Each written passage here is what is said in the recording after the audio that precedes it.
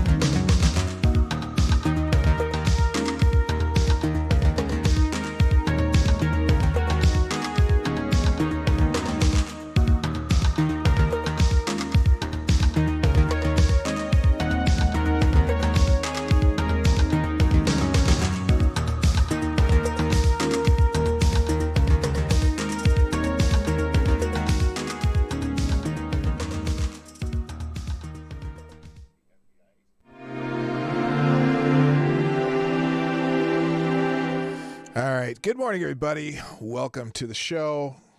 Had some technical difficulties this morning because I had to update Streamlabs, and I didn't know it was going to take as long as it did, and then it wouldn't open, so I had to restart my computer. And so now here I am, the one that you love, asking for another day while I'm listening to Monkey in the Morning. I should turn that off, right? Anyway, yesterday was a solemn day, and I didn't really put anything on Twitter or anything about it. I didn't really do any social media yesterday, so I thought I'd talk a little bit about 9/12, the aftermath. And I didn't get to see this president speak yesterday. I didn't get to see anything yesterday. I was busy closing my pool, and because we're getting ready to go on this basically 2-week excursion, and so I didn't get a real good look at what was going on yesterday. So we're going to look at some of the stuff that maybe you saw, maybe you didn't, and just catch up on what's going on in the world. So that's the show this morning. I hope you like it. Play the intro.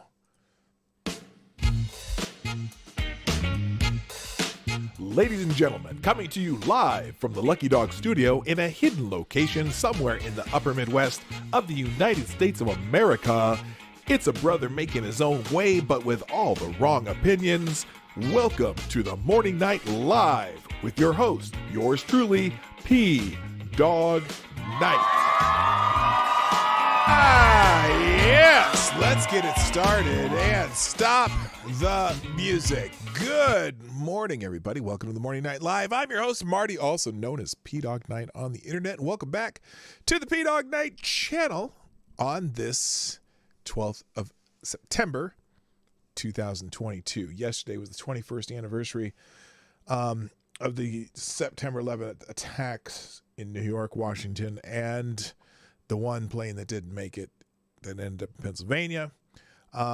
Huge impact on our country and things that were going on and in the world. And so we had commemorations yesterday. And I didn't really get to see it. I was busy. I was doing other shit. And but I did in the morning. I just thought, I sat and thought about that day and what I was doing. I remember I was dropping off my kids at their preschool, Montessori school, whatever. And got in the car and I was headed to work. And I heard on the radio, there's this buzz in the radio. I thought it was like a War of the Worlds reenactment. I didn't think it was real. They're talking about plane hitting the World Trade Center and all this stuff, and I'm like, what the? Are you serious? And I got into my work, and no one, and everyone in the office is huddled in the conference room around the TV, going, "Oh my God, look at this! This is crazy," And then And as we're standing there watching, literally, we're watching the news, and we see the second plane fly in live on the air. And we're like, wait a minute. Was that a reap? No, that's hit the other building. And we're just freaking out, man. We were just freaking out, going, what the F is going on? And so, it was just wild. That's the thing I remember is just, when I got in my car and hearing this at the radio, and I'm going, this can't be real. And then we're at the office, and so we were standing around there watching it all. We didn't get anything done that day because we were too busy trying to figure out what was going on. So anyway, I didn't reset this either. Like I said, I'm having some stream labs trouble here. All right, we'll fix that. Let's see. Let me check. Oh, I gotta see. Now let's see if for whatever reason, it did it again. Son of a bitch. I don't know why my output will not stay on 1080. I haven't quite figured it out. It says output scaled resolution 720. Is that the max that YouTube does? I wonder. Anyway, it doesn't matter. Anyway, let's say good morning, everybody, and then I'm going to get in the show because we're, obviously I'm running mighty late. First in chat today is, wait a minute, let me make sure this is turned up. Is our friend Tyler Alexander, who gets the bell. Thank you for being here bright and early. Also, morning Avocados Diabli. Jay Pylon, what's up? Our friend from Hotep Nation. You forget to hit the thumbs up. Yeah, get them likes up, people. Get the likes up right away. Good morning, Man Squatch, Simon Wolfwood, Somnambule Nation, Lord Stanhope, the Asian Research Directorate, Mike Savage Blarg. Also, good morning, too. Willie's in the house. Nice to see you, my friend. Welcome back. My favorite Canadian Jaeger ponies here.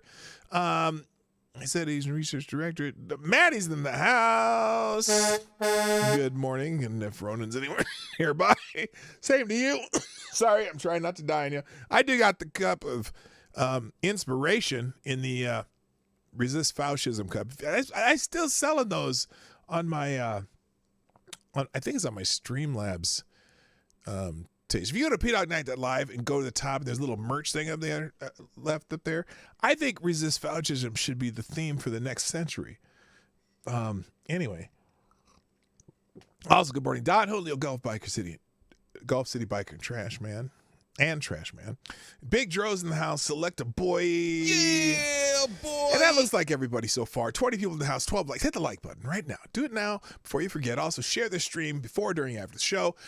Put a comment in the comment section if you're watching on replay, and you can sponsor the show at pdognight.live. If you go there, you can watch the show, you can participate in the chat. It's all on one page, and then also the little if you've got inspiration and you want to make sure I say what you are inspired by, then you need to go and you can click up there, and that's the Streamlabs link. So you can do Streamlabs. Then you don't have to get Susan 30%. But if you want to do super chats, that's cool too. The cool thing about Streamlabs is if you use those, you get 255 characters no matter how much you donate. And I don't, I'm not a greedy type of guy. If you want to donate $2 and want to talk as much as you can as you did $100, I'm fine with that. It's okay. Not that I wouldn't take $100, but I'm trying to go on vacation. I can't afford this vacation. My God, what am I doing? Anyway, hi, Black Hebrew Israelite. That's right. Nice to see you in the chat. And I'm sure some people will pop over from Monkey in the Morning because I think he just got done, apparently. Treat that button like a battered wife. Oh, my goodness. I didn't think you needed to say that. Damn. Anyway, all right, let's get into it because, I like to talk about what's happening now, what's happening in the world, what's new, what's on everything. But yesterday, Road Dog, what's up? Rachel Madhouse, dildos in the house, too. Every time I say that, I just cringe. Rachel Madhouse, dildo. Ew. Ew. Ew. Ew. Anyway. All right.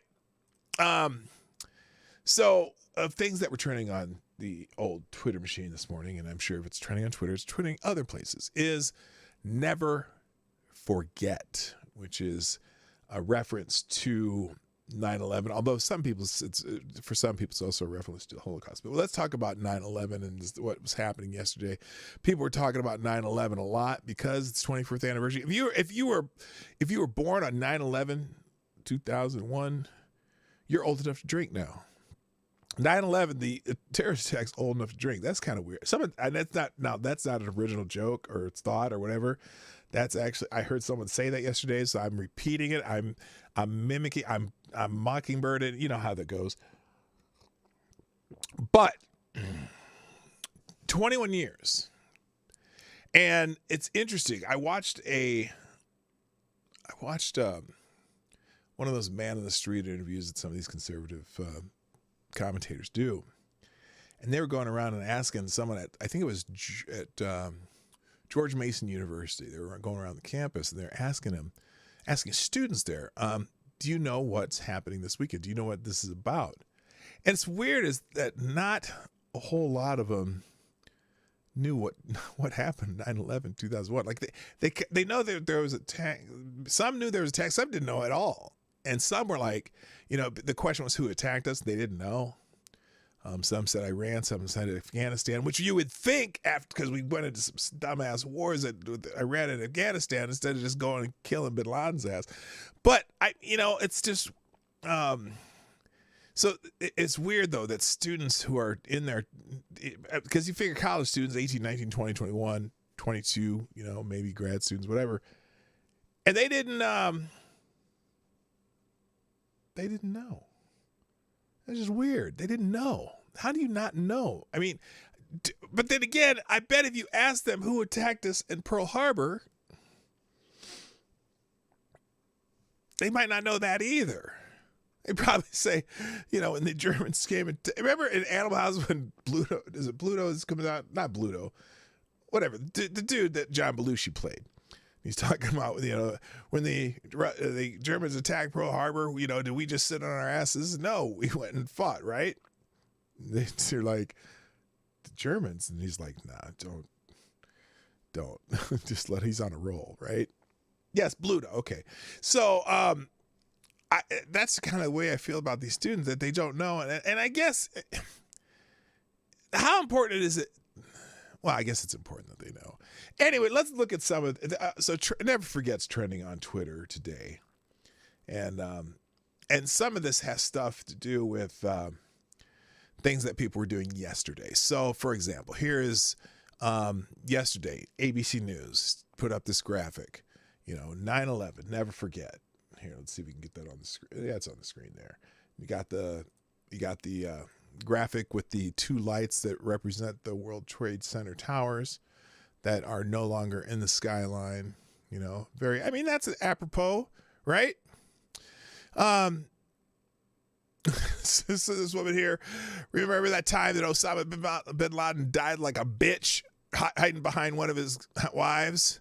Good times, hashtag never forget. Tribute lights, here's one here. The tribute light symbolizes the resilience, the courage, and brightness of our great city and nation. It reminds us the world how New York City police officers stood tall on September 11th. We lost so many people that between the police officers, firefighters, people who lost their lives, people who lost their lives in the tower, people who lost their lives in the Pentagon. That was a crazy freaking day. Now, the Libertarian Party of New Hampshire, okay, here's what they said. This is 14 hours ago. Never forget that the war pigs in Congress never want to put their names on the wars they send your sons, daughters, and fathers and mothers to. It's up to us to force them to do their jobs, defend the guard. It's a great first step in doing just that. Now, that's pretty harsh. Let's see their video here. Let's see what this video is they put here, because I probably remind you of Joe Biden here. Because did anyone watch Joe Biden speak yesterday too? I know he had an address. I know he had an address, but I don't know what it was. Here he goes. Here's what the video that the New Hampshire Libertarian Party put out. Let's check this out. I haven't seen any of this. Anything we watched today, I haven't seen. It's going to be live reaction. So there you go. It's not going to be an orgy. It's a toga party. That's Senator Blutarski to you. Yes, Senator Blutarski. Good morning, Jedi Ghost Bear. How you doing, brother? All right, let's. It was stated that only 5 times we. Now, wait, let's just quote. The Constitution supposes what the history of all governments demonstrates, that the executive branch of power is most interested in war and most prone to it. Interesting. And got a drone flying there. Let's see this. We have declared war in our history. True. But who's going to stand here and say that men that died in Ron Paul, who was one of the most ardent people against going into war blindly, and I think in Iraq, but it's Iraq for sure, but even somewhat in Afghanistan. Vietnam and then Korea weren't in a war. Defend the Guard is one of the most important and exciting things happening in American politics today. Okay. Simply put, Defend the Guard legislation says that the states will refuse to allow the president to nationalize their Guard troops for overseas combat without an official declaration of war by the U.S. Congress. It's not like hippies who are against the war. It's badass combat vets who are telling you exactly why, short of a congressional declaration of war, you do not have the right to use the National Reserve. So you know what I mean, for your phone. In other words, never again. Ding. Since Congress, of course, will always refuse to take responsibility for the wars they finance. You tell that widow or you tell that orphan, I'm sorry, son, but your father had to die because we didn't want to lose federal subsidies. The PBS NewsHour came out and did a 15-minute segment on Defend the Guard last year. Everywhere they testify before state legislatures, the Pentagon races to send a 2-star general to try to intimidate the states into sticking with the status quo. You know what that means. It means that the Defend the Guard movement is hitting the war party right where it hurts. It puts the brain. And look, the war party that they mention here, that ain't the Republicans. It ain't the Democrats, because they both like that shit. They, a lot of these people get a lot of money from defense contractors and shit. So, and I'm still a little bit flabbergasted about with this all the shit we're sending Ukraine, but that's a whole nother damn story. Wow, they're proposing treason. I don't think so. They aren't proposing treason. Actually, Congress didn't declare war. Here's where they did.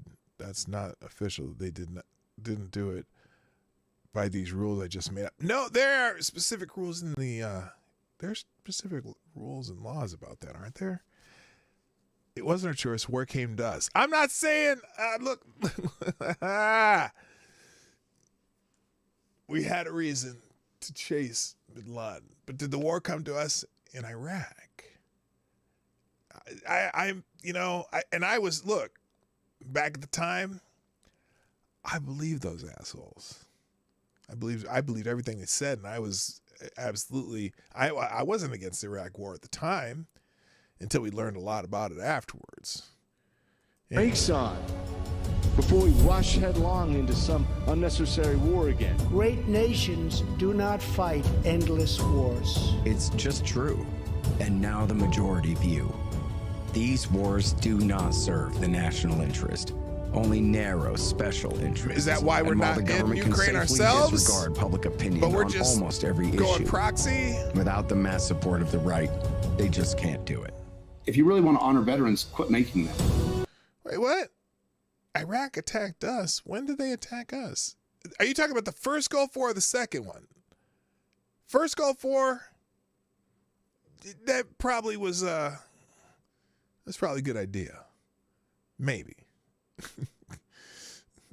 Saddam got up in his feelings, and but I don't even know about that one. I got to go back and think about that one. I don't remember. But the second one, I'm not so sure about the second one. In the 90s, okay, thank you. I thought, in the 90s. I'm not talking about the 90s.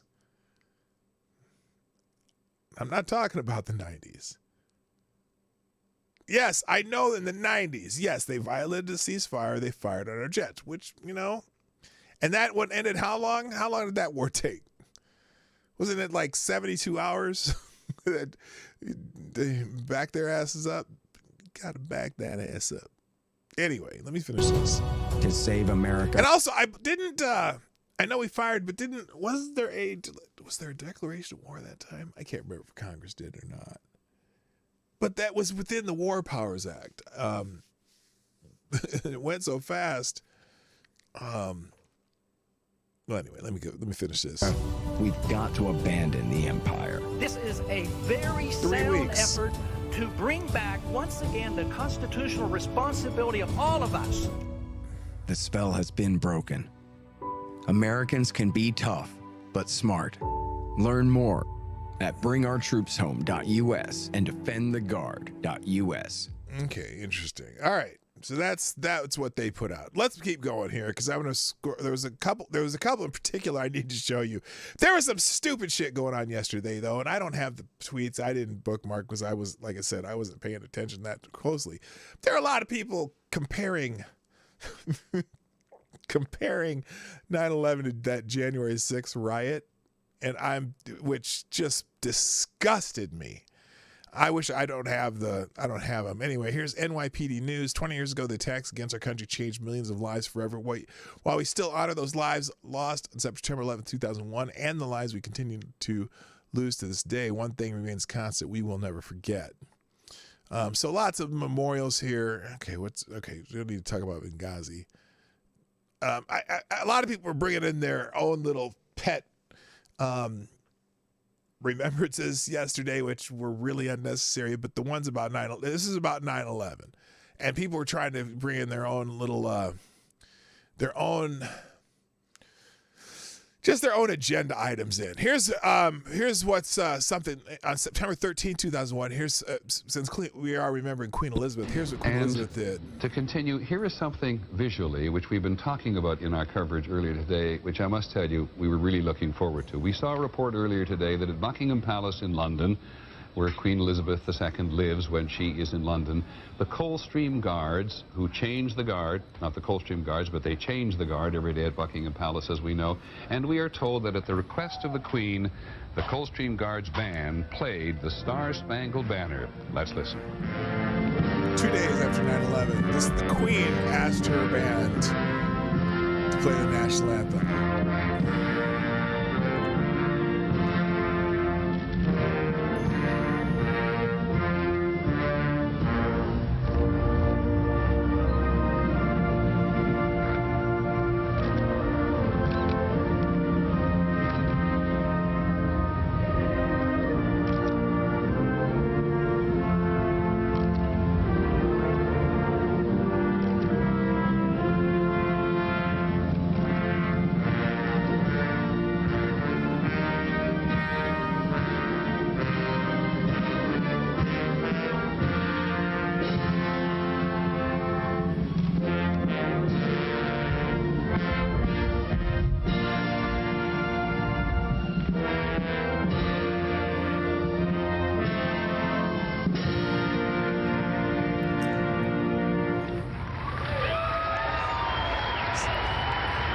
All right, who's cutting onions? Who is cutting onions right now? So anyway, the Queen did that. Whew. Yeah, that hit people. Janice Dean, the Fox News weather person, all 12 of the firefighters who were working at my husband's firehouse died on 9/11. The writing list, handwritten in chalk, listing all the men who were on duty that day, still hangs on the firehouse wall, forever preserved in glass. Engine 40, ladder 35, never forget. Wow. Still, they have not removed that for 21 years. Or they have moved it, and then a lot of people. There's where the second plane went in. Jeez, this is crazy.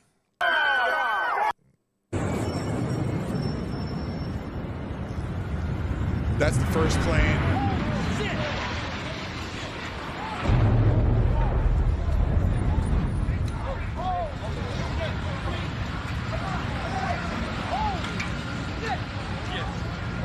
You know, a lot of people, there's still people out there saying that this was fake, this didn't happen, the buildings fell.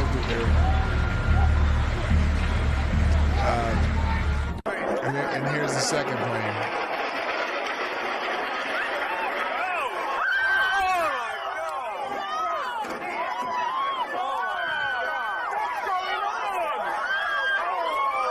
Oh my Lord!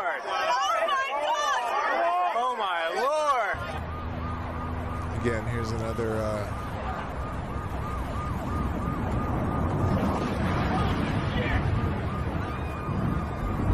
Whoever that camera needs to get the fuck out the way.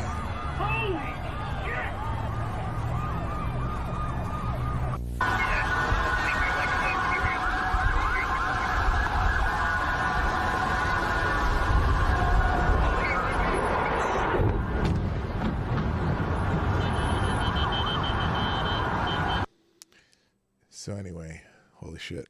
Hello to Ideas. Hey, Tyler F. So I'm not going to, I can't even watch that again. A good example, though, of,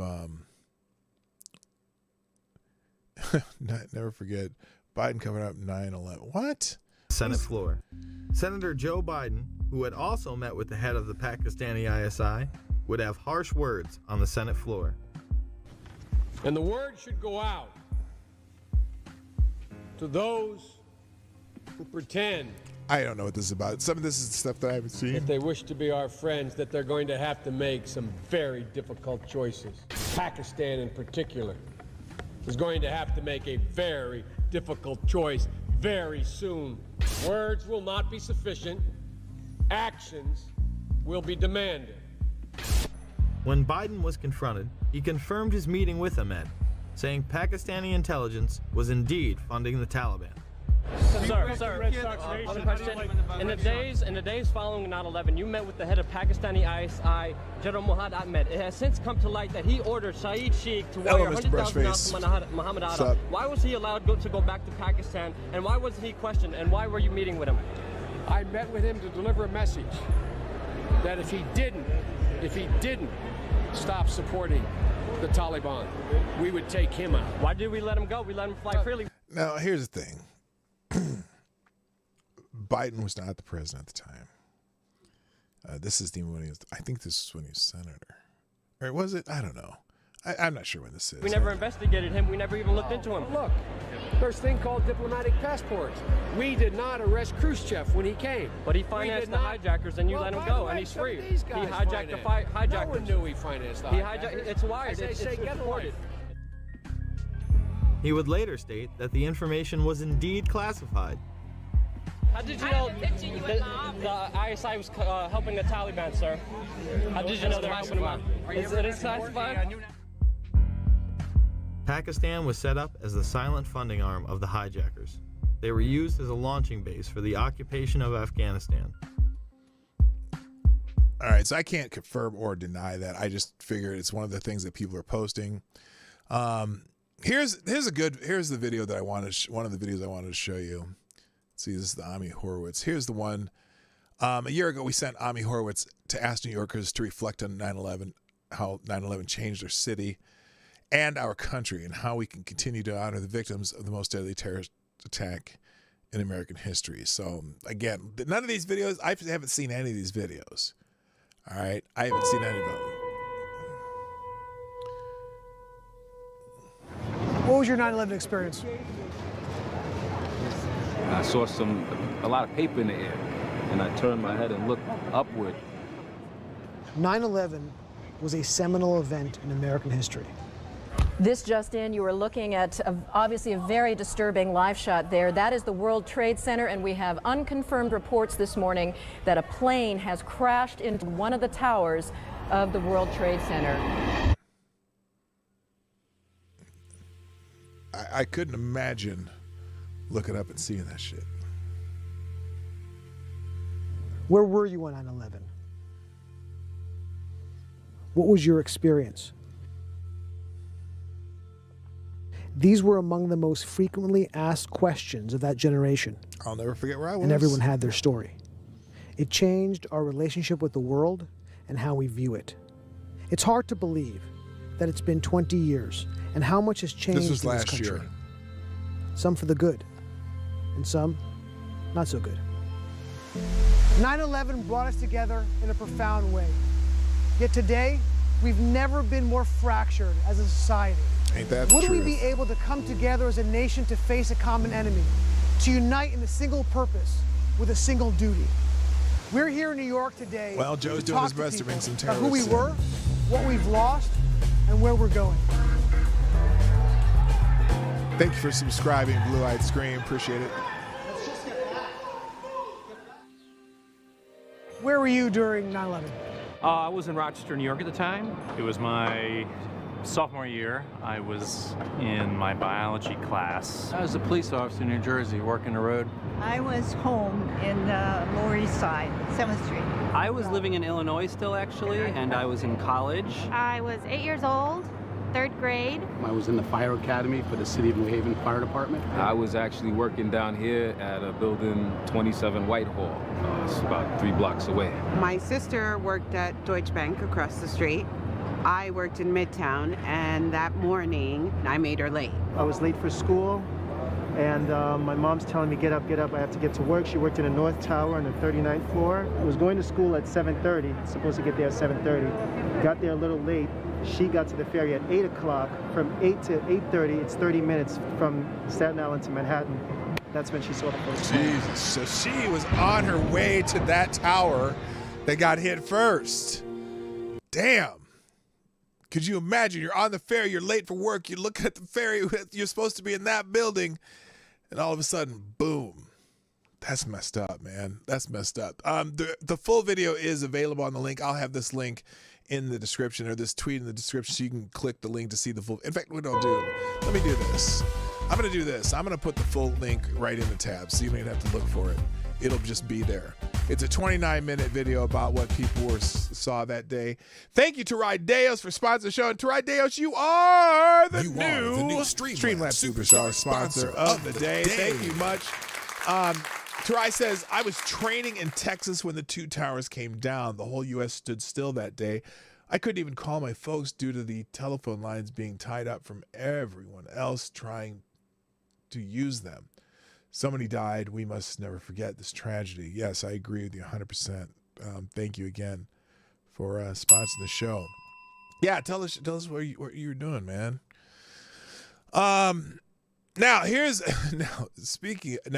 I told you there's also some kind of jackassery, and this is Senator Mark Warner, who reflected on where the country is 21 days after the terror attack. He's going to try to tie this into 9/11 introduced to many Americans for the very first time the sense of vulnerability at home, and it launched the global war on terror. Yes, it did. I wonder how vulnerable you think America is now. Are we paying enough attention to the Middle East and to Afghanistan? Nope. Well, Margaret, other than no. Are we paying enough attention to Afghanistan? Didn't we just leave there? Didn't we just leave it a freaking mess? Because Joe decided to change the plan a little bit. Kind of fuck shit up. You know what I'm saying? I'm just saying. Anyway, here, let's see what... As most Americans do, where they were on 9/11. Mm-hmm. I was in the middle of a political campaign, and suddenly the differences with my opponent seemed very small in comparison.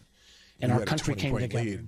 In many ways, we defeated the terrorists because of the resilience of the American public, because of our intelligence community, and we are safer, better prepared. Do you think we're okay? Here's a question for the chat. I'm going to put it in a poll. Are we safer today? There's the question. You can vote in the chat. Stunning thing to me is here we are 20 years later, and the attack on the symbol of our democracy was not coming from terrorists, but it came from literally insurgents attacking the Capitol on January 6th. Motherfucker, you had to do it, didn't you? They're milking this narrative. Hello, Renee Mayette. Hey, I spent the early morning listening to the recordings and messages to those trapped in the towers to their loved ones and woke up late. Would not recommend. Oh my God. That'd be tough to listen to too. Lots of nopes so far. Lots of no's. We aren't safe from our domestic enemies. Well, yeah, but who are our domestic enemies? I know that, or is it 500 miles? I can't remember. we're no safer day than back then, especially from our own government. Facts. 6. So I believe we are stronger. I believe our... So a riot at the Capitol, according to Mark Warner, is what's the danger to our democracy. Like, there's been multiple riots at the Capitol. I'm going to show you a couple in a minute that I haven't shown you in the last week. Comparing 9/11 to... Look, there are so many people doing it yesterday. It was insanity. It was insanity. Anyway, let's finish Our intelligence community has performed remarkably. I think the threat of terror has diminished. I think we still have new challenges in terms... Look, we have such short memories in the United States. And maybe our intelligence agencies are better at looking for what they're supposed to be looking for. I hope they are. But they're so busy right now looking within when that's not the problem. They want it to be the problem because they're making it a political problem by looking within. That's what they're trying to do. It's the narrative that there's half the country is the enemy. It's not a good message, but they keep pounding that message. Hello, John Migda, James Colley, what's up? Anyway, in terms of state challenges, Russia, and longer term, a technology competition with China. But I do worry about some of the activity in this country where the election deniers... Here he goes again! Oh my God, he can't let 6th. this... That is something I hope we could see, that same kind of unity of spirit. Go fuck yourself. Seriously. Go fuck yourself. All right, real quick. Thank you, Black Hebrew Israelite. That's right. For dropping a deuce in the tip jar. Who says, before 9/11, we could freely fly without violation of our 4th and 5th Amendment rights. It was illegal to have our own government spy on American citizens in the name of public safety. Now the government has grown to be the greatest threat to our liberal democracy or liberal representative republic or whatever. Our liberty. I bet they meant liberty. To our greatest threat to our liberty. Yes, 100%. And thank you for sponsoring the show. So, anyway, if you scroll through this never forget hashtag, I'm sure you'll find plenty of people. We said we'll never forget, but unfortunately many have. The day we all came together, regardless of our personal differences, to mourn our fallen and unite our country. Now, sadly, we have never been more divided. We need to be better. Hey, okay, let me check this poll. No safer today. That's the consensus in the poll. Who's dividing us though? You know, it's obviously right now it's all political divide and conquer, the media especially, because their hate for one person.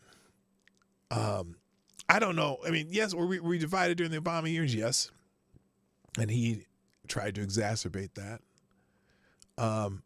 But nothing from the time that the guy with the funny hair ended up in office became divisive. Now, was it his fault? Was it everybody's fault? Or was it just that they didn't want this, especially the media, just didn't want this non-establishment motherfucker in the office? Not all heroes wear capes. Never forget. Let's watch this one. We'll watch this one. This is only 2 minutes long.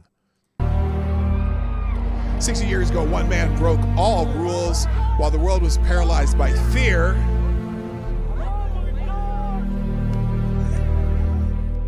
On September 11, 2001, Rick Rescorla heard a big explosion while working. He looked out from his window on the 44th floor of the South Tower and saw the North Tower in flames. Rick Rescorla was an Army veteran who was working as a security director at Morgan Stanley and was responsible for the safety of 2,700 employees. When a security message was announced that everyone should stay at their desks, Rescola ignored the announcement and systematically ordered all employees to evacuate. After successfully evacuating, all the employees went above and beyond his duty. He went back into the building to save more people. When one of his colleagues told him he had to evacuate the World Trade Center, Rescola replied, "As soon as I make sure everyone else is out." As he was last seen on the 10th floor heading upwards, shortly before the South Tower collapsed at 9:59 a.m. Rick Rescorla was one of the 2,996 people who died and lost their lives that day. But he saved almost 2,700 lives. He died as he lived, a hero. To honor his legacy. Well, I hope I can share it without a copyright strike. Anyway, wow, that's big. That'll be linked. I'm gonna put that in a separate link here. Okay, I'm gonna pause this. I'm gonna put that in a separate link, just so y'all can find that one easy. All right. 10:02. Okay, I got some time here. It's interesting because so this is 21 years ago, day a terrorist attack shocked our nation. Then our enemy was from without. Oh, here we go again. Oh, these people piss me off. Today, as the sun rises over a memorial where Twin Towers once stood, our nation fights a similar battle with terrorism, but this time the terrorists are homegrown. Fuck you. Not my audience, but the asshole who wrote this.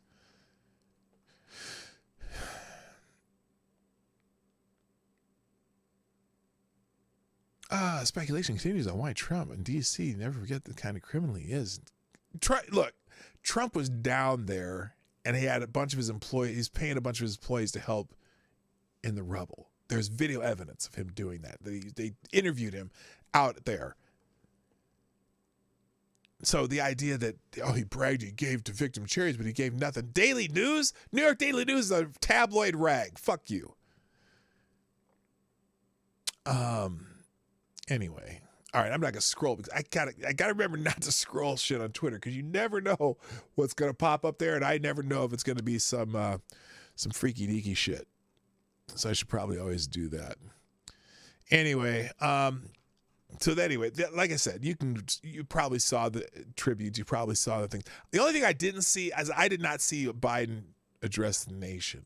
So I'm going to just take a quick peek, and maybe this afternoon on my afternoon view, I will listen to President Biden's address, his 9/11ers. I heard that he said some shit again, kind of like these other assholes. About January 6th, or at least made reference. So let's see. Here's his address. Let me put this on pause. Let's see how long he actually speaks. This is, okay. His speech must have been short because this is 21 minutes long. He doesn't show up until the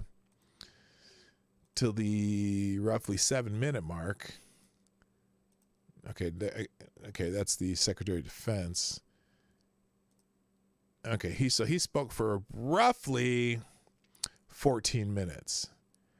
I think the afternoon view is gonna be watching Biden's 9/11 speech. So if you're this afternoon, I don't have a specific time. Okay, that we'll do this probably around 3:30 Eastern time. I'm going to do my afternoon view, which is my short reaction to certain videos. And plus, if you have videos you want to send me, I'll do those in the afternoon view too.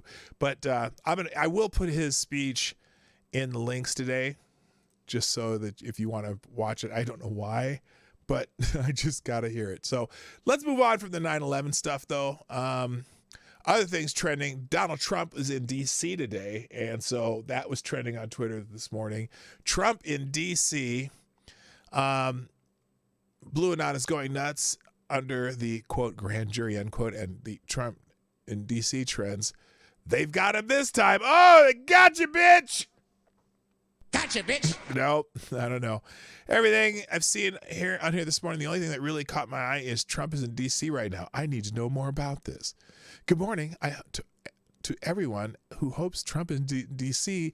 getting indicted for being a treasonous dickhead. Oh, aren't you special? Your life makes me sad. Let's see. Trump is in D.C. The suspense is terrible. I hope it lasts. Objects in the mirror closer than they appear. Yes, the walls are closing in. I got to be careful scrolling. Oh, duty to warn. This is one of those anti-Trump accounts. I hope Trump is in D.C. to speak to a grand jury. He must be here for some reason. Even he can't spin because his arrival was unannounced and hush-hush. So I think they found out why Trump's in D.C. All these people speculating, oh, he's going to get indicted. He's going to the grand jury. He's going to get arrested. They're going to put him in handcuffs. The walls are closing in, motherfucker. No, that's not why. He's at, I believe he's at Walter Reed. Trump's at Walter Reed. It might not be anything to do with too serious, so citizens of the world should probably hold off the global celebration. Fuck you. Oh, wait, maybe not. Anyway, I think he's going in for a checkup, which is something that presidents and former presidents do. And since the presidents get that extra special health care system, they get to go into Walter Reed with the best doctors in the world and get their checkups. So anyway, that's why Trump's in D.C. Now here, Maggie Haberman, though, is also trending. And this is interesting because you're going to hear about this today. So apparently Maggie Haberman, she's one of these, I don't know where she gets her inside information, but she wrote a new book, right? And Confidence Man, Making of Donald Trump and the Breaking of America by Maggie Haberman. CNN exclusive. Now here's the big revelation for a book. We'll watch the CNN clip here. According to Maggie's reporting, in those final days, Trump insisted he would not be leaving the White House. Now this left confused and uncertain. What?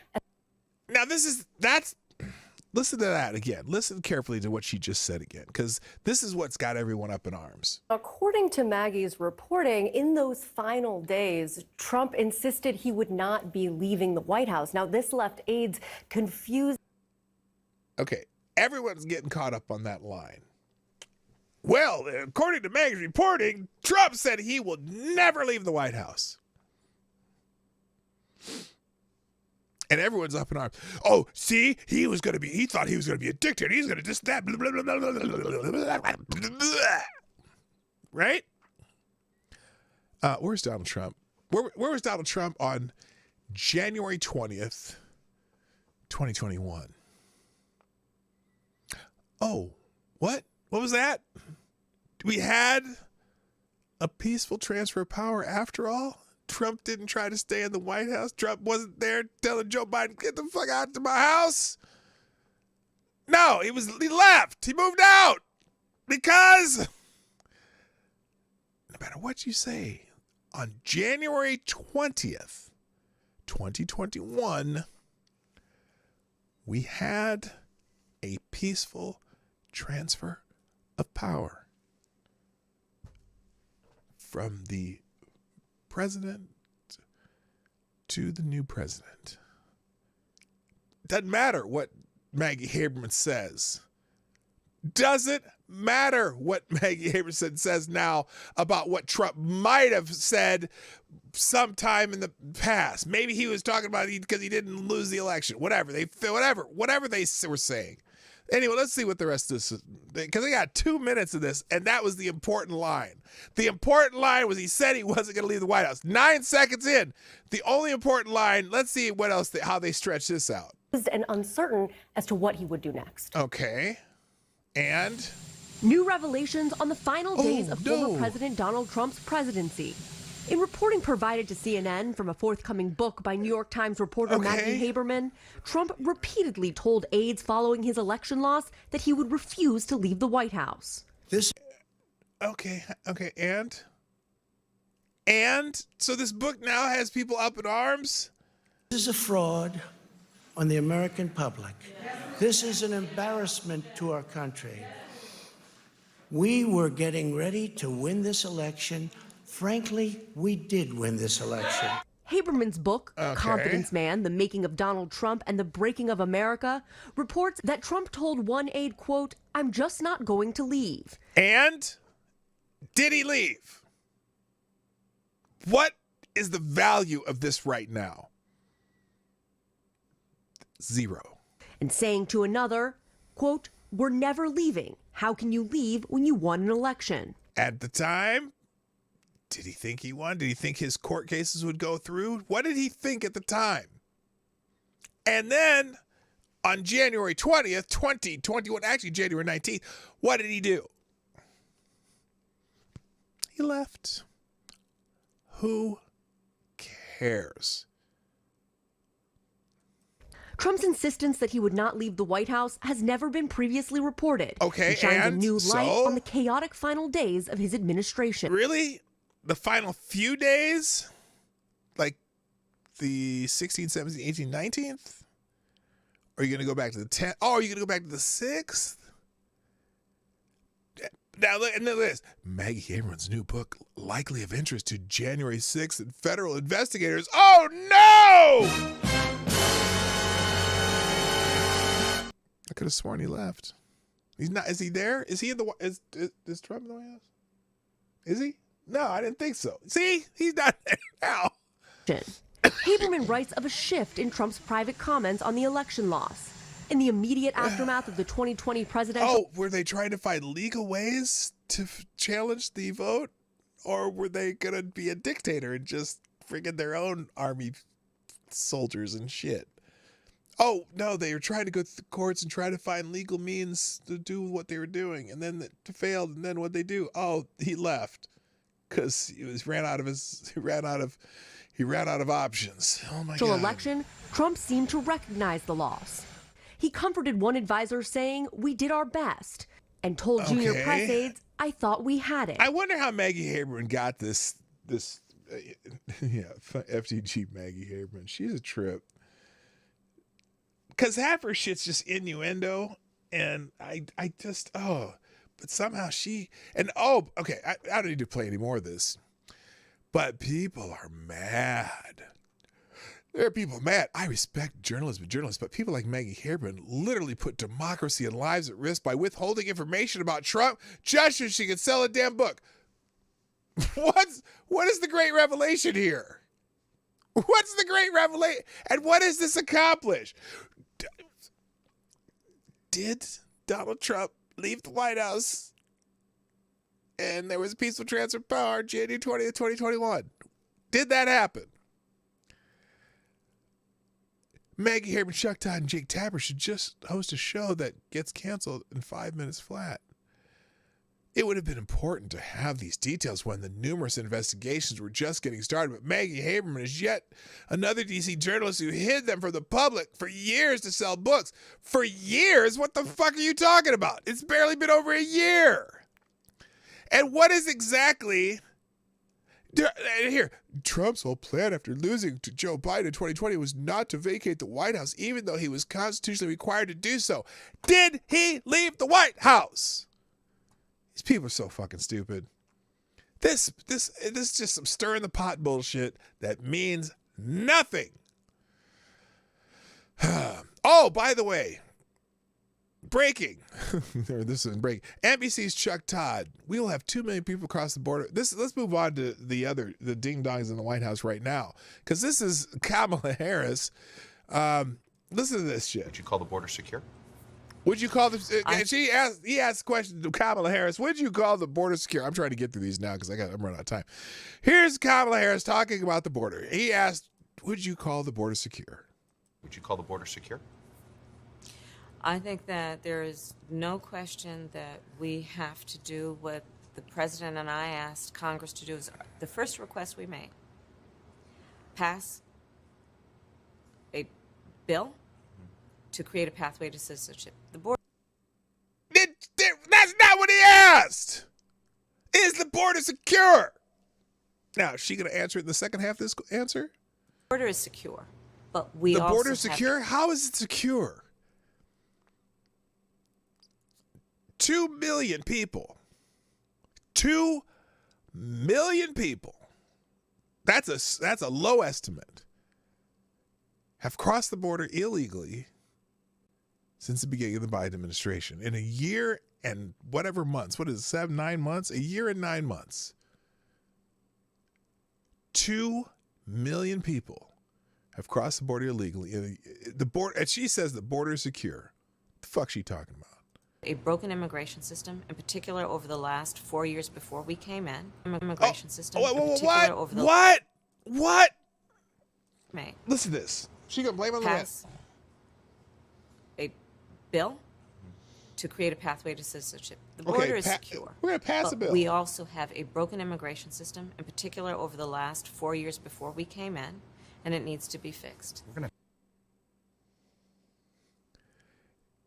Did we have 2 million people cross the border in the 4 years that Donald Trump was president? I'm pretty sure there's more people crossed in the last 19 months than the entire 4 years of Donald Trump. Because he told me you had to stay over there until you got your little pass. You got your trial. And they started building the wall and started getting serious about it. And you just let people go in. And then you try to send them to all around Texas. The Texas said, "Hey, motherfuckers, you can't have all these people here. We're sending them to New York and D.C." Good for them.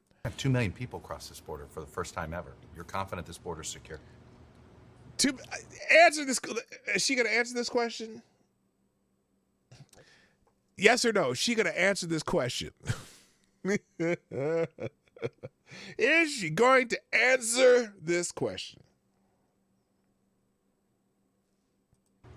We have a secure border. How? 2 million people. We have. We're going to have 2 million people cross this border for the first time ever. You're confident this border is first secure? time ever. We have a secure border in that is a priority for any nation, including ours and our administration. Really? But there are still a lot of problems that we are trying to fix, given the deterioration that happened over the last 4 years. What deterioration? If all these people start coming across the border during your administration that were not coming across the border during the last administration, who's the problem? Was it the last administration and the broken immigration system of the 4 years before we came in here, which would seem to be slowing it down to almost a trickle compared to now? But no, those 4 years were broken, and we doing it right, and we're getting record numbers of people coming across the border. What the actual fuck are you talking about, lady? We also have to put in place what? A law and a plan for a pathway for citizenship. There's already a law for a pathway for citizenship. We have a legal means for people to come in and be citizens. And most people abide by those laws. What are you? A pathway to citizenship. Yeah, it's called the current immigration laws. Now, if you want to make them a little bit more lenient or whatever, you can do that. But these are not people trying to go through that system. These are people who are trying to go outside of that system. We have a legal pathway to citizenship. Jesus Christ. For the millions of people who are here. For the millions of people who came here legally. What do you mean the people who are here? Do we need to shore up? Do we need to shore that up? And make it maybe easier for people who do it legally so they don't have to wait 18 years like the dude the other day when I did my afternoon view. The guy, he went through the system It took him 17 years to become a U.S. citizen, but he did it through the legal means and did it right. And 17 years later, he became a U.S. citizen. He was so proud to be a U.S. citizen. Brother from Africa.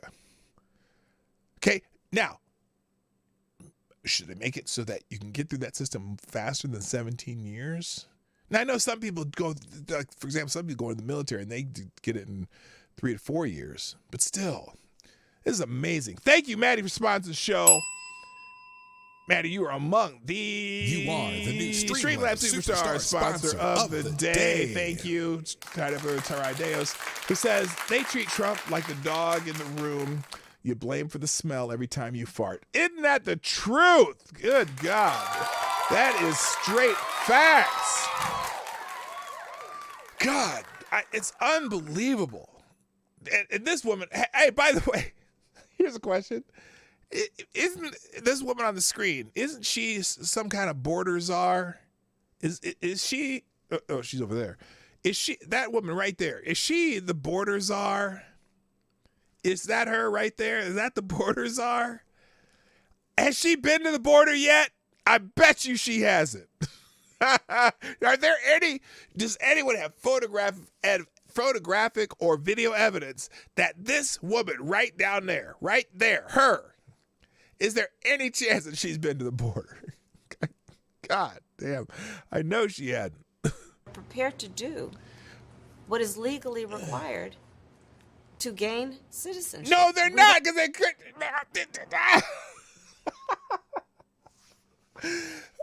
They're prepared to do what is legally required to gain citizenship, except they got here, they crossed the border illegally. So that's not what that's some, oh my God.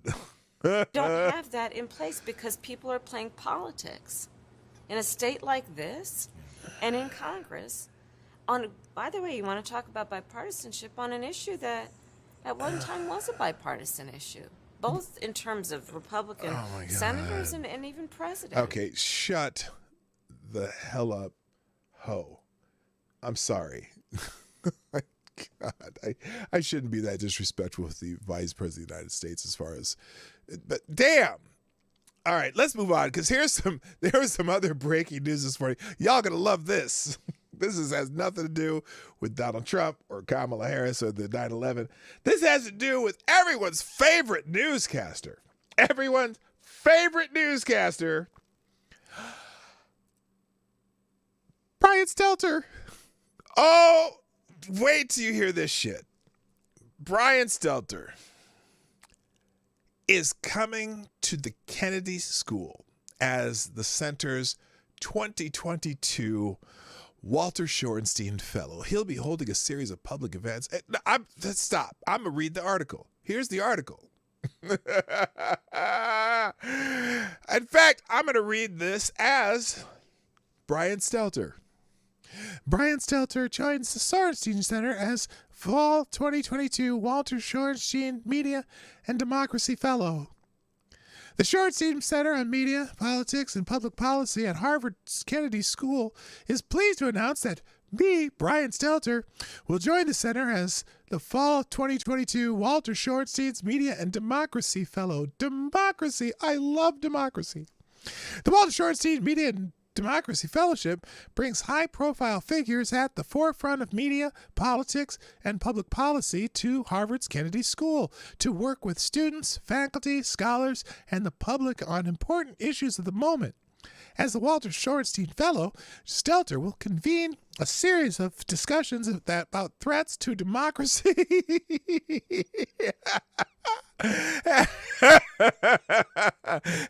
and the range of potential responses from the news media. These discussions with media leaders, policymakers, politicians, and Kennedy School students, fellows, and faculty will help deepen public and scholarly understanding about the current state of the information ecosystem and its impacts on democratic governance. Stelter is a nationally recognized media reporter and expert on the state of journalism and its wide-reaching implications for society and governance. Until August 2022, he was the anchor of Reliable Sources, the best news show on television, one of the most popular shows, and I don't even know why they canceled me. which examined the week's top media stories on Fox News. The top media stories every Sunday on CNN, and the chief media correspondent for CNN Worldwide. Yes, he talked about Fox News every day because that's what he liked to bitch about. Prior to joining CNN in November 2013, Stelter was a media reporter at the New York Times. He has been a fellow at the Georgetown University's Institute of Politics and Public Service and an adjunct professor at New York University's Arthur L. Carter Journalism Institute, where he gets wrecked by students every time he talks in public. He was named to Forbes magazine's 30 Under 30 Media for 3 consecutive years and Fortune magazine's 40 Under 40 Media and Entertainment. Stelter is okay, fuck this. Brian Stelter is going to be lecturing at Harvard about media, which means he'll be bitching about Fox News constantly, just like he always has, just like he always does. The New York Times hired him because he was an anti-Fox News blogger. Oh my God, are you serious? All right. I can't help it. All right, moving on. Axios, DHS chief. Oh, here we go, because we were talking about threats. Here's some threats. We'll finish up with these, and then I got one very sad story to finish with. Let's give it to Ace here.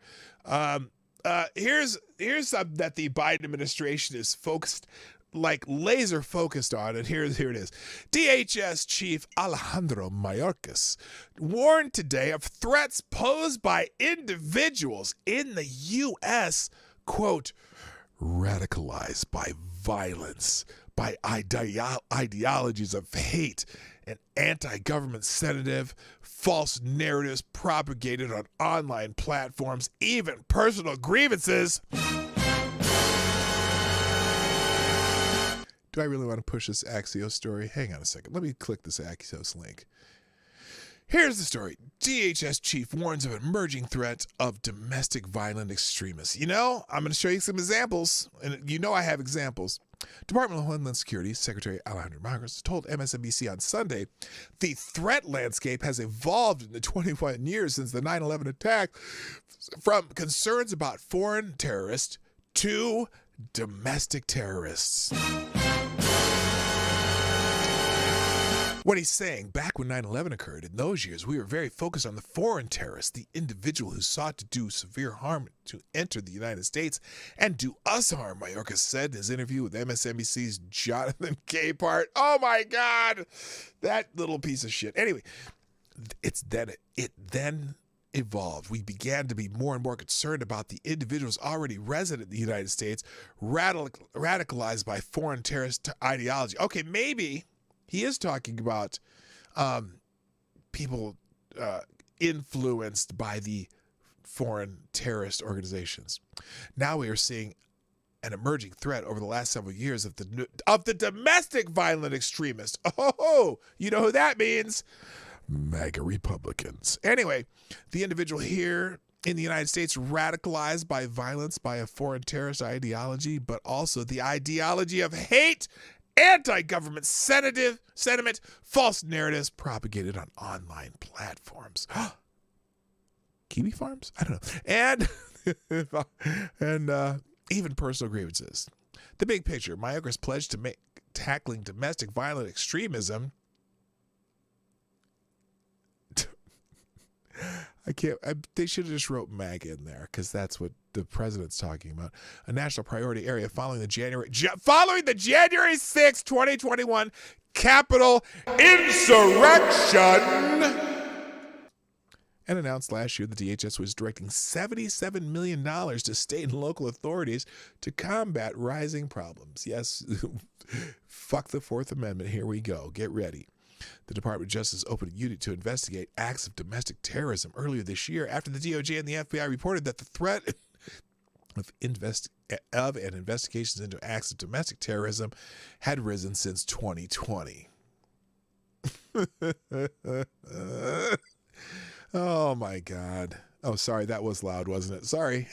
I just couldn't resist. Okay, so let's talk about domestic terrorism. In fact, you remember Biden had his Reichstag fire speech. And here's a good video about that. So here's a good example of what Secretary Mayorkas is talking about. Let's get this up to the full scale here. Here's Joe Biden talking about, here's what he's talking about. Trump and the MAGA Republicans represent an extremism that threatens the very foundations of our republic. MAGA Republicans do not respect the Constitution. They do not believe in the rule of law. They do not recognize the will of the people. Look at those MAGA Republicans. Fan the flames Look of at these political MAGA violence Republicans doing violence. that are a threat to our personal rights, to the pursuit of justice, to the rule of law. Oh, it's right the there. very That's the soul Supreme of Court. this country. Insurrection. They embrace anger. Insurrection. They thrive on chaos. The willingness to engage in political violence is fatal to democracy. More and more talk about violence. Oh, man. Acceptable political Look at all tool those MAGA people. in this country. There is no place for political violence in America. Oh, period. no place None, at all. No, ever. No. All right, so there you go. That's a good example of what Mayorkas is talking about. Isn't that what he's talking about? I'm just curious. Wait a minute. Oh, here's another one. Here's a good one. This is flashback. In May of 2020, mobs of far-left writers tried to storm the White House in insurrection. They were repelled by police who were assaulted and hit with projectiles. Democrats and leftists condemned law enforcement at the time for stopping the rioters. Yes, remember that? They condemned the police. They were calling the police stormtroopers. Remember those people? Here's what Democrats was calling stormtroopers.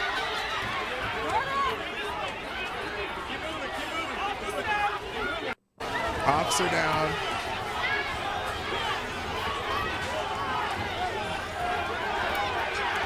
Oh, look at that. Oh, were they supporting the Capitol Police during this time or not? Remember when Trump had to go in the bunker and they were calling him a pussy, basically. Oh, he had to go in the bunker. Oh no. Because that's because these people riot around trying to get into the White House.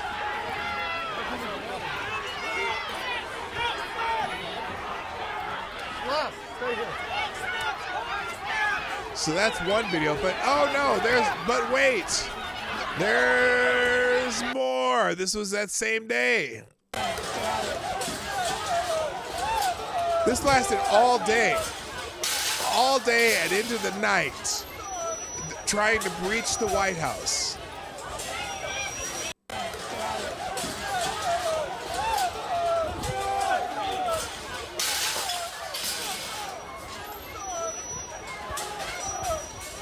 But wait, there's more. Flashback, the far-left rioters tore apart the barriers outside the White House piece by piece in an attempt to storm the building and burn it down. Many in the mob called for the president to be lynched. Wait a minute. I thought, isn't that, what do they call it? Insurrection. Times it seems like the protesters have gotten the upper hand a couple times. They've been able to rip away parts of the barricade and tore down the barricades. And then the police will go and bring another part of it. And you want to notice something different about this in January 6th too? So these barricades, right? They got all these barricades. Look how many officers are there trying to stop this. And there, on January 20th, they had like the one woman there, and they breached that one little. Or I think there were 3 officers, and there were like 20 guys led by Ray Epps. Remember Ray Epps? Nobody seems to remember Ray Epps. Hello, Damien Gershwin. Nobody seems to remember Ray Epps, but this is pretty wild. Anyway, reinforce, and when they do that, the protesters confront them. They throw things at them. And the police try to hold their ground. It has been a very intense push and pull for, I'd say, yes, insurrection. They keep saying insurrection. And here's more. A Secret Service officer suffered a head injury. He's not one of the ones wearing the riot. Hang on, here we go. I'm going to interrupt you real quick. It appears as though at least a couple of Secret Service officers, one of them just got hurt. You can see him walking back there, clutching his head. Capitol Police and Secret Service we don't people. know whether that was bricks or firecrackers or what happened. We weren't able to see what happened. Is He's there not one an of the ones wearing the investigation riot into this? shields, but as this gets later into the evening, we can imagine that the tolerance for officers getting hurt out here, and where this crosses from a peaceful yet vocal protest, which is what it was earlier, and perhaps unruly, to actually violent. If it hasn't been crossed, it's about to be crossed right now, and you can see this running. But they don't believe still in got violence. a couple of Secret Service. Is this considered political violence because it's protest for a righteous cause, supposedly? It's still political violence, right? Do you embrace this, Joe Biden? I am curious. Have you said anything about this? But now they've fanned out, and it's pretty incredible. I'm sure you haven't. You need to shut the fuck. This is, and then Andy goes on and on and on. He has a whole thread of this. But anyway, I'll leave this thread up at the top. And finally, let's finish up because I got to go. I'm late. Ladies and gentlemen, this last story is sad. It's very sad. Hello, Jesse Leon, by the way. This is a sad story. Tragedy in a small town. And I just... There are 3 in Massachusetts. I just don't know where to begin. I'll just have to play it for you. And please think of the people when you watch this story, because this is very, very upsetting. And I hate to leave you on a sad note, but I have to today because this is very important.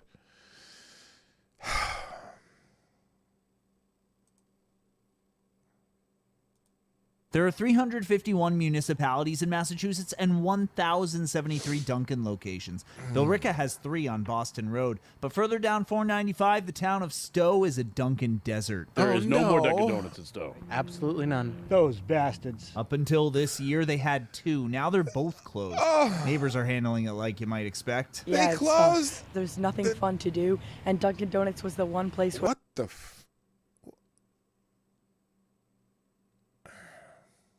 Okay, they took the Dunkin' Donuts away from Stowe. where everyone likes to go. Bummed out. Yeah? Yeah, Why? because I've been traveling further away to go to Dunkin' Donuts. Oh, my God. Yeah. How far do you have to travel now? Over a mile and a half. No! These days, you got to go around to Hudson. You got to go to Sudbury. Got to leave the state. I mean, not the state. You got to leave Stowe, though. It's terrible. Some are finding refuge at the 2 Dunks in Maynard, much to the dismay of Maynardians like Michael. Especially if people... I didn't watch this. I just saw the beginning. I thought, oh, no. They got rid of their Dunkin' Donuts. But he said Maynardians. Maynardians, is that what they're called? Did he say Maynardians? Wait a minute. Sudbury. Got to leave the state. I mean, not the state. You got to leave Stowe, though. Can't get him in Some are finding refuge at the 2 Dunks in Maynard, much to the dismay of Maynardians like Michael. God. Especially if people are coming from Stowe, they're going to come through here on their way to work. Then I get held up for work. But back in Yeah, Stowe, you're backing up my Dunkin' Donuts, motherfucker. Go back to Stowe, bitch, and open your own damn Dunkin' Donuts. Anyway. a town with an airport, 3 golf courses, and some horses. They just want solutions. Don't live in Stowe anymore. You think it's worth moving out because there's no dunk? Yeah. Yeah, I'm sad. Sad for the people of Stowe. Oh, and for this bee. I can help you. From the drive-thru, I'm Matt Shearer. For more Dunks drama, ask Alexa to play WBZ News Radio on iHeartRadio. Oh my God, it is so sad. So sad. No more Dunkin' Donuts in Stowe, Massachusetts. They got to go to Maynard, and they piss off the Maynardians. Oh, Wreck of Stowe. That's where you get a Sam Cooke album. Anyway, my heart goes out to the brothers and sisters in Stowe, Massachusetts. No more Dunkin'. I'm sorry. Androgynous smash? Oh God, no. I don't think. I've got a feeling they had to get their requisite. Anyway, I'm not going to go there. I'm not going to go there because that's not what this show's about. Go to the Stowe and get a D&D. Yeah, you can't do it in Stowe, though. Anyway, ladies and gentlemen, that's it for today. I know that tragedy in Stowe, Massachusetts probably has you down, but please don't let it ruin your day. There will be more great days ahead, and especially if you come to this channel, I'll be here again tomorrow at 10 a.m. Eastern, 9 o'clock Central, around that time. That's not exactly, but I'll be here these next 3 weeks. Programming note, I'm here Monday through Thursday this week, and then my streaming schedule over the next probably 10 days beyond that is going to be spotty. I may be posting vacation shots because I'm going to be on a river somewhere in Europe for the next starting Thursday through the following Monday when I get back here. So the actual show, who knows what's going to happen. I'll do some short streams while I'm in Hungary and Austria and Germany, and probably not from the Czech Republic though, because my phone, I can't get phone service in Czech Republic for whatever reason, so I'll have to be doing stuff over Wi-Fi. We'll see what happens. Anyway, this week though, Monday through Thursday, today, Tuesday, Wednesday, Thursday, I'll be here at my normal time, 10 o'clock Eastern, 9 o'clock Central. Please hit the like button, share the stream before, during, and after. Put a comment in the comment section if you are watching a replay, and you can sponsor the show 24 hours a day at PDogNight.live. Thanks to our sponsors today, Tarai Deos, Black Hebrew Israel, Maddie. Y'all are awesome. Maddie and Tarai are the superstar donors of the day. And I'll be back this afternoon with an afternoon view short reaction to a video, probably Joe Biden's 9/11 speech, if I don't throw up during it. So, and I probably won't stop it a whole lot. I'll probably just talk over it because I'm pretty sure he's going to say some stupid shit, or said some stupid shit. But I also think that he probably said some good stuff too, and I don't want to completely denigrate what he said on that solemn occasion. So that's it for today, folks, though. I'll see you this afternoon. My name's P-Dog Night, and I am out of here. Have a fantastic Monday. Later. Bye-bye. Hey, this is P-Dog Night, and thank you for watching today on the P-Dog Night channel. If you have an observation or remark you'd like to make about this video or my channel, I absolutely welcome you to write it in the comment section down below. I really look forward to hearing from you. And before you go, if you like what you saw but you're not already subscribed, please make sure you hit the subscribe button and definitely click that bell that pops up afterwards so you'll be notified when I post new videos or when we go live. I broadcast my live show, The Morning Night Live, Monday through Friday at 10 o'clock Eastern, 9 o'clock Central. A special thank you to all the supporters of this channel who share our videos on social media and who make donations through Streamlabs, YouTube, Venmo, and Cash App, which are all linked in the description down below. Thanks again, and until next time, I'm P-Dog Night, and I'm out of here.